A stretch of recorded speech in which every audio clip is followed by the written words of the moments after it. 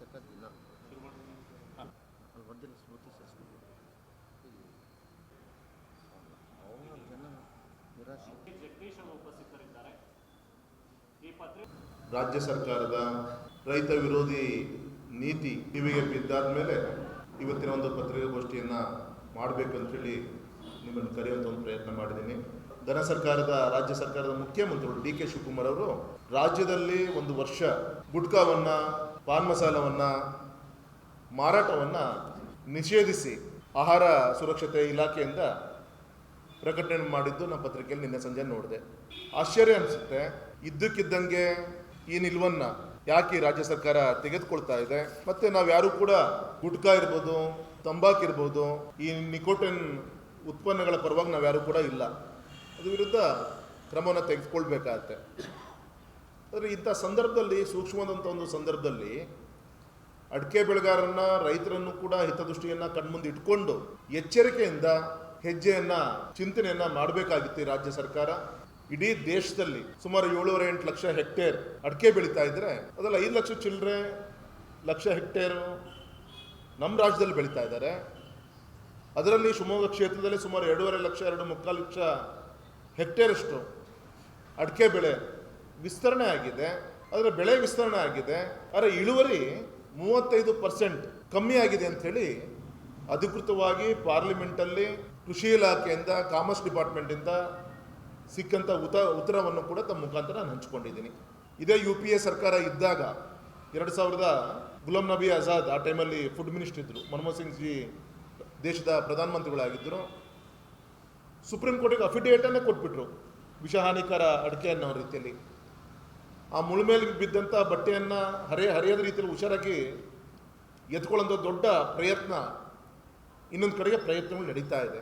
So ಈ ಸಂದರ್ಭದಲ್ಲಿ ರೈತರ ಹೊಟ್ಟೆ ಮೇಲೆ ಹೊಡೆಯುವಂಥ ಒಂದು ಕೆಲಸವನ್ನು ಈ ಕಾಂಗ್ರೆಸ್ ಸರ್ಕಾರ ಯಾಕೆ ಈ ಸತಿ ಈ ಒಂದು ಸಂದರ್ಭದಲ್ಲಿ ಇಷ್ಟೊಂದು ಗಡಿಬಿಡಿಯಲ್ಲಿ, ಮೊನ್ನೆ ಮಹಾರಾಷ್ಟ್ರದಲ್ಲೂ ಕೂಡ ನಮ್ಮ ಜಿಲ್ಲೆಯ ವರ್ತಕರ ಲಾರಿಯನ್ನು, ಸೊಸೈಟಿಗಳ ಲಾರಿಗಳನ್ನು ಹಿಡಿಯುವಂಥ ಒಂದು ಪ್ರಯತ್ನವನ್ನು ಮಾಡಿದಾಗ ಅದನ್ನು ಸಮಸ್ಯೆ ಇಲ್ಲದ ರೀತಿಯಲ್ಲಿ ಹೊರಗೆ ತರುವಂಥ ಒಂದು ಪ್ರಯತ್ನ ಕೂಡ ಮಾಡಿದ್ದು ನಿಮಗೆಲ್ಲರೂ ಕೂಡ ಗೊತ್ತಂಥ ವಿಚಾರ.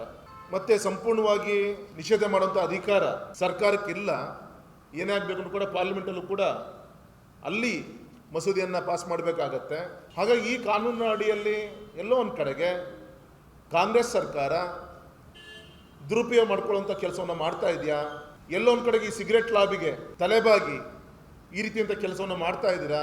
ನಿಮಗೆ ರಾಜ್ಯದ ಜನರ ಆರೋಗ್ಯದ ಬಗ್ಗೆ ಕಳಕಳಿ ಇದ್ದಿದ್ರೆ, ನಿಜ ಆದರೆ ಈ ಕಾಂಗ್ರೆಸ್ ಸರ್ಕಾರ ಆಡಳಿತಕ್ಕೆ ಬಂದಾದ ಮೇಲೆ ಶಾಲೆಗಳನ್ನು ಕಟ್ಟೋಕ್ಕಿಂತ, ದೇವಸ್ಥಾನಗಳನ್ನ ಹೆಚ್ಚಿಗೆ ಕಟ್ಟೋಕ್ಕಿಂತ ಹೆಚ್ಚು CL7 ಬಾರ್ ಲೈಸೆನ್ಸನ್ನು ಹಳ್ಳಿಗೆ ಕೊಡ್ತಾ ಇದ್ರಲ್ಲ ಹರಾಜು ಮುಖಾಂತರ.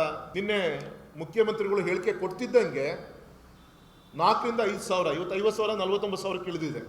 ಈ ರೀತಿ ಏಕಾಏಕಿ ರೈತರ ಕೈಯಲ್ಲಿರುವಂಥ ಫಸಲು ಇರುವಂಥ ಸಂದರ್ಭದಲ್ಲಿ ನೀವು ಈ ರೀತಿಯ ಒಂದು ನಿಷೇಧ ಅಂಥೇಳಿ ಎಲ್ಲೋ ಒಂದು ಕಡೆಗೆ ದುರುದ್ದೇಶವನ್ನು ಇಟ್ಕೊಂಡು ನಿಷೇಧ, ಇದ್ಯಾವುದೋ ಒಳ್ಳೆಯ ಉದ್ದೇಶ ಇಲ್ಲ ಇದ್ರ ಹಿಂದೆ ಮಾಡುವಂಥ ಮುಖಾಂತರ ಅಡಿಕೆ ಬೆಳೆಗಾರರ, ವರ್ತಕರ ಹೊಟ್ಟೆ ಮೇಲೆ ಹೊಡೆಯುವಂಥ ಕೆಲಸ.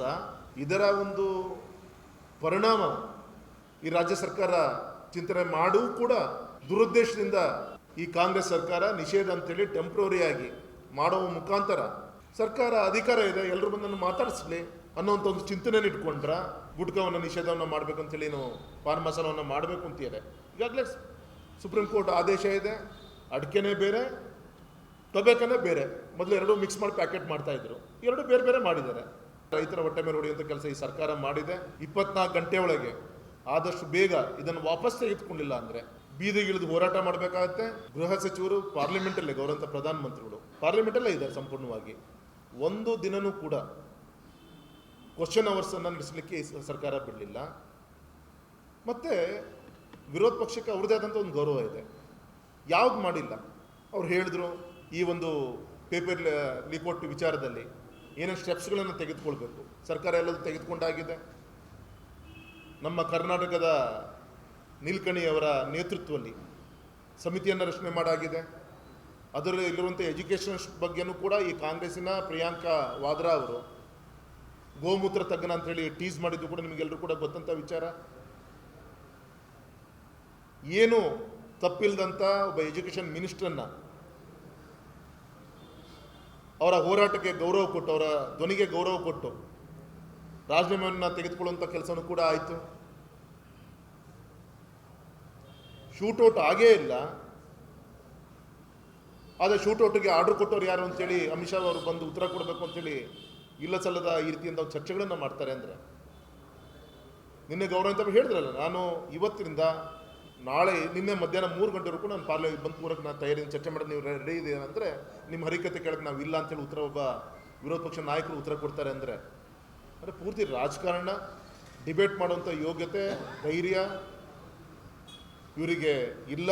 ಅದರಿಂದ ತಪ್ಪಿಸ್ಕೊಳಕ್ಕೋಸ್ಕರ ಯಾವುದೇ ವಿಚಾರಗಳು ಇಲ್ಲದೇ ಇರೋದ್ರಿಂದ ಈ ರೀತಿಯಾದಂಥ ಒಂದು ಪೊಲಿಟಿಕಲ್ ಮೈಲೇಜ್ಗೋಸ್ಕರ ಹೊರಗಡೆ ಕೂತ್ಕೊಂಡು ಹೋರಾಟ ಮಾಡಿದ್ರೆ ಹೊರತು ಪಾರ್ಲಿಮೆಂಟಲ್ಲಿ ಬರುವಂಥ ಧೈರ್ಯ ಇವ್ರು ಯಾರು ಕೂಡ ಮಾಡಲಿಲ್ಲ ಸರ್.